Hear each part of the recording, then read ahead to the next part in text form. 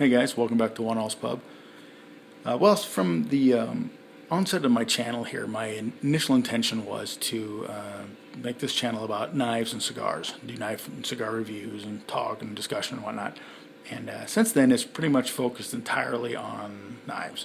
I've tried to come up with ways to incorporate cigars into it, but short of sitting in front of the camera and just smoking a cigar and talking about it, I haven't really come up with a way to do that. And I'm not real big about sitting in front of the camera, so I'm not quite sure how to incorporate cigars into this. As a matter of fact, I probably won't. It'll probably continue to be a knife and EDC type channel going forward, and cigars I'll just leave to written reviews and whatnot. But that said, I wanted to show off these four cigars because these four are special cigars in my humidor. Each one's been around for quite a long time, and I'm going to give you their little story here. The first two, the El Bubble It's a Boy, obviously not a real cigar, bubblegum cigar, and the It's a Boy real cigar here, I bought on the occasion of the birth of my first son 20 years ago. This son is now a Black Hawk helicopter crew chief in the U.S. Army.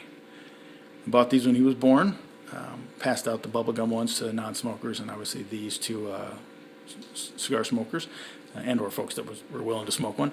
I wasn't super into great cigars back then. I was still smoking fairly cheap stuff and picking up a good one every now and then, and to buy a box, I definitely went cheap on them. So these aren't what you call great. They're just short filler, mixed filler, whatever they are. I don't even remember what brand they were.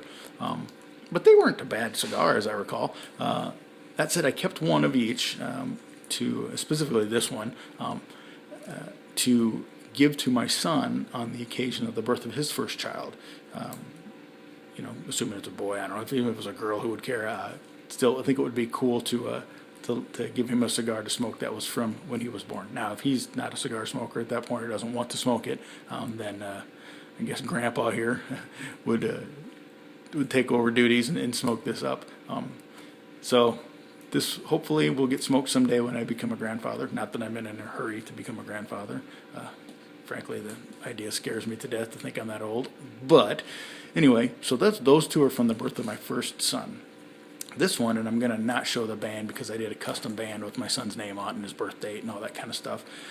So I'll just kind of hide that. But this one is from my second son and is 10 years old. I bought a box of Padrone Churchill Maduros and passed those out to all of my cigar smoking buddies and kept one. Again, same deal. When he finally has a child, I will give him this cigar and he can smoke it if he so chooses. If he doesn't, then Grandpa again will take over duties, and happily so, because this is a good cigar.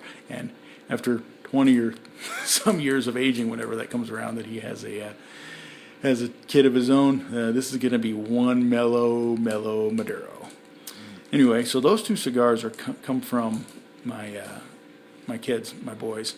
This one, lastly, is a cigar. It's an Opus X, Arturo Fuente Opus X, special occasion cigar that I received in 1998 directly from the Fuentes themselves at the Las Vegas Big Smoke. Me and my buddies, cigar smoking buddies, used to go up to Vegas in the late 90s all the time for the Big Smoke events, and which was an annual cigar smoking event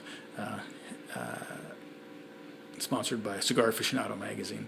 And we used to all road trip up there and smoke cigars all weekend and have a good time. And this particular one, when you'd go there, they would give out they had all these makers at this event, and they would all give out cigars.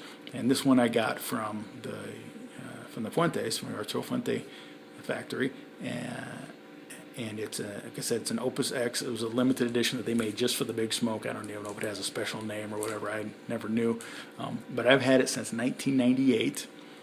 So it's a little younger than that one, but older than that one. And I'm saving this one for a very special occasion also, which may or may not ever happen. We'll see. But we'll see. That cigar, though, because it came directly from the Fuentes and is so old, will be a very unique cigar to smoke as well. And you know, who knows when and if I'll ever get to smoke these. But regardless, if not, then they'll just stay in my humidor next to all my other cigars that I do smoke. But great little cigars here with kind of a cool little story I thought people might enjoy. Anyway, just kind of little keepsake mementos here until the day comes when it's time to light them up, well, or chew them up, I guess. I don't know. Maybe if this son does not want to smoke a cigar, then he'll get the El Bubble, and I'll smoke that one.